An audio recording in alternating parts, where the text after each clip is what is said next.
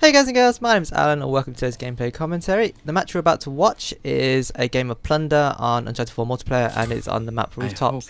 And as you can see, my chosen character is Rafe and I'll be using... I can't remember what it was at the start, but anyway, yeah, I mean you saw the loadout, it was at the start of the video. So the match is, I think, quite a good performance from myself. It was recorded a good couple of weeks ago now, towards the end of May I think it was, which is actually quite a long time ago, over a month ago now. Funnily enough. But it was quite a good game, and at the time I thought it was a really good game, but I've since learned a few more things which obviously you'll see as the weeks, months roll by when I do other gameplay commentaries on Plunder. So I did look through my videos and I realised I haven't actually done like a thoughts and opinions video on Plunder, which is a bit strange because I played Plunder quite a lot and I thought I would have talked about it by now, but I guess I haven't. So today that's what I'm going to be covering, the changes that they've made from the first two games and, well, the first two games which are multiplayer, and you know, just my opinions on those changes and if they're good, bad, or what could do with tweaking, etc, etc. Okay, so the biggest change to Plunder is the player count. So it used to be a 5v5, which means 10 players altogether, which would have been the same as any other game mode, except in Uncharted 4 they've changed it to 4v4.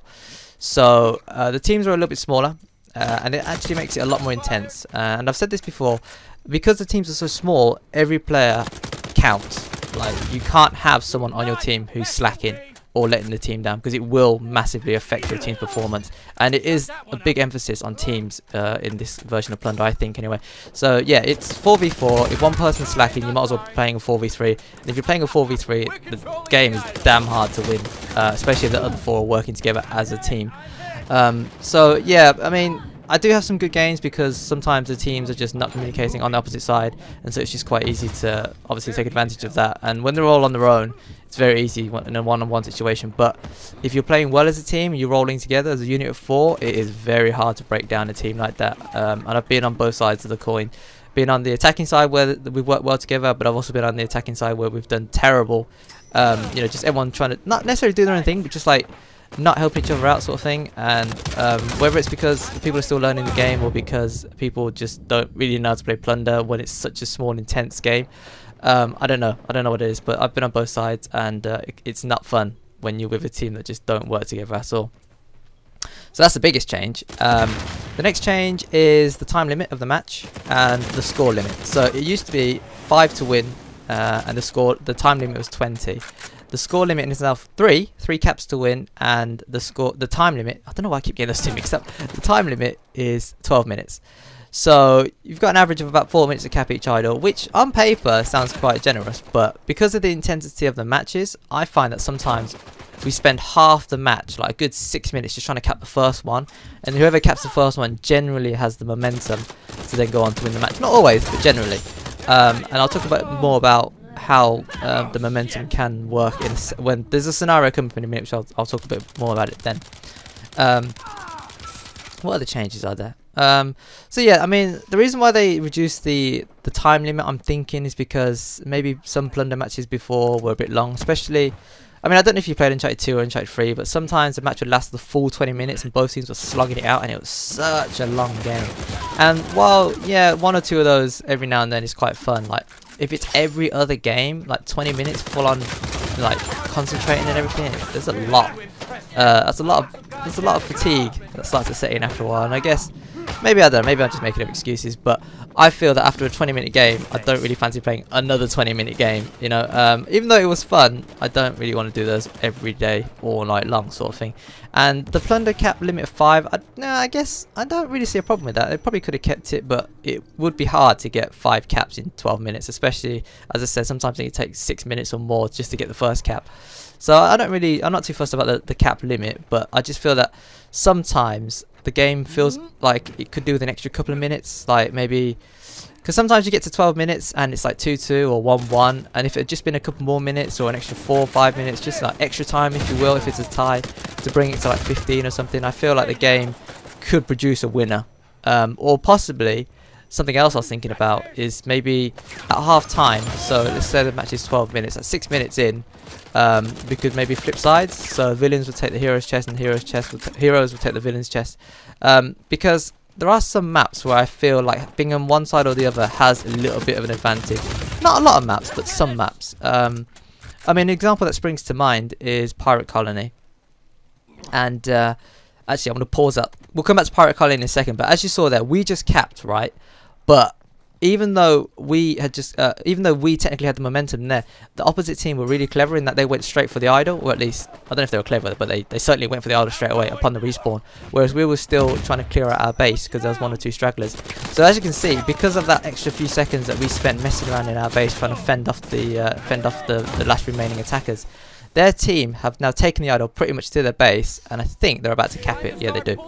So there's a lot of things. As I said, this is still quite early in the game for me in terms of Plunder, so I'm still learning, but this is one of the things that you need to be careful of, because your whole team have moved to escort your idol carrier and the idol to the chest and cap it, which is a good thing, because the more people escorting the better. Here I mess up a jump or something and I just end up on this ledge and I get easy kill for this dude. The whole team is preoccupied at your base, and you've just capped, which is great, but then you need to instantly move out and not get bogged down in a small firefight. I've done it to teams and teams have done it to me.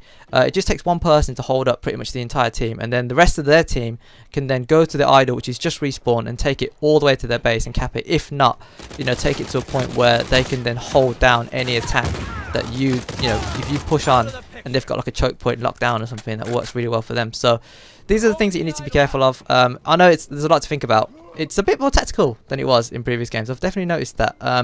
What with the respawn timer and everything, and some of the maps are quite small, so it's quite quick to get the idol from one place to another, especially if you throw it or if you jump over certain obstacles, or if you carry it even. Again, I don't think a lot of people know this. You can't rope swing with the idol, but you can jump over small gaps. You can jump over walls. You don't have to throw it everywhere now. You can even climb up things. So if you climb up, say, a tower and then jump down from that tower over a ledge or something, you would have covered a lot of ground, whereas previously you would have to throw that and then pick it up and then throw it again a couple of times, which can be a bit slower. But if you know how to traverse the map, which again, map knowledge is really important. I've said this before in previous videos where I've talked about like starting out in a new multiplayer. Map knowledge is key, and more so in Plunder, because if you know how to get the idol from A to B really quickly, you can pretty much secure that cap, or you can head off the enemy team if they don't know how to use those, those gap jumps and things like that. I think I walk into a mine or something and I just get blown the crap up. So yeah, you can carry it, you can climb with it, and you can jump with it, but you can't rope swing, so just bear that in mind. I've seen a couple of people trying to rope swing and it's like, what are you doing? It just falls down the gap and then people, it gets reset. Also, people throwing the idol out of bounds. It does kind of work. It buys you a couple of seconds because, I mean, the idol has to respawn, but it will respawn from where you threw it off the side of the map. So, unlike Call of Duty, which has, I think some people have been playing a bit of uplink, and if you throw the ball, which is the uplink, wait, hang on. Okay, if you play Call of Duty, you know what uplink is, so I won't have to explain it. If you don't play Call of Duty and you don't know what uplink is, I'll quickly explain it to you now. So uplink is a bit like CTF, but with a ball. Capture the flag with a ball. So you have to take the ball to one side of the map or the other side, depending on which side you're on. And if you throw the ball out of the map, out of bounds, if you call it that, the ball will reset to the middle of the map, which is a really good tactic if the enemy team are like close to capping and you've got nowhere to throw the ball to, like a teammate or whatever. So you throw the ball out of the map, and then it resets to the center.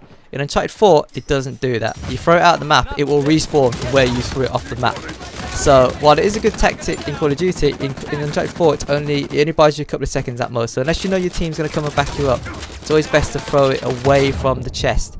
So as you saw there, the enemy team were at our chest basically. They could have thrown the idol somewhere else. They chose not to. They chose to engage in a firefight with myself, and then my team were able to turn up, back me up. Not only did I get revived, but they also got the cap because they were able to fight their way through.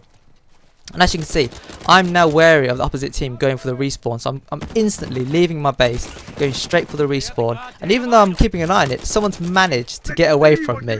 That is the sort of determination that we're facing in this team right now, which is really good because that's what you're supposed to do. You need to get the respawn. I don't know if it's our team or their team that threw the smoke, but it was a really good tactical move. Could have worked had I not, been on point and getting there quickly. And my team, we're on the same page. We're not in a party or anything. This is just a load of pubs, but we're all on the same page. Look, me and this other dude are flanked around, gone to meet them at the chest, but fortunately, my team have delayed them enough in this little alleyway to stop them from progressing any further. But we're here to cut them off, as you can see. We've met them head on, and then we've stopped them dead in their tracks. And this is good. Like, this is good tactical teamwork. We're not communicating, as I said, but it's just everyone knows what they're doing, right? And these are the sort of games I really enjoy because the teams are balanced. Both sides are trying to go for the idol, both sides are getting good kills, both sides are getting good saves. It's just working, and this is what I love about Plunder. But obviously you don't always get games like this, and quite often the games aren't like this. They're completely one-sided in one way or another. But in this game we just happen to be working well as a team. Okay, so earlier I touched on how I thought some maps might be a little bit uneven in terms of capping or defending chests. One map that springs to mind is Auction House. Now if you're playing as the heroes, then you have to cap in that bell tower, and the bell tower you can only get to either via that narrow ramp or by throwing the idol over that large gap. Whereas on the villain side I think it's a lot easier because you're in the car park, which is completely flat. There's very few obstacles in the way, and you can approach from pretty much any direction you want without having to throw the idol, without having to jump or anything like that. So I just think like a half-time interval would work better on some maps. Anyway, as you can see, the matches come to an end, and I think I do pretty well. 32 and 5, decent KD. I think the team worked well together on both sides. We just happened to play a bit better in terms of tactical maneuvers and stuff like that. I get a cap, and I think my score is pretty damn decent for especially such an early game as well. But anyway, that'll do it for this video. If you enjoyed the content, please consider tapping that like button. I really do appreciate it. And for more videos, stay tuned to the channel or subscribe if that's your thing. If you've got any thoughts or comments about the changes that Naughty Dog have made to Plunder in Uncharted 4, you know, let me know in the comment section below. I'll be interested to hear what you think about the changes they've made. But yeah, until next time, thanks for watching, thanks for listening, take care, and I will see you later.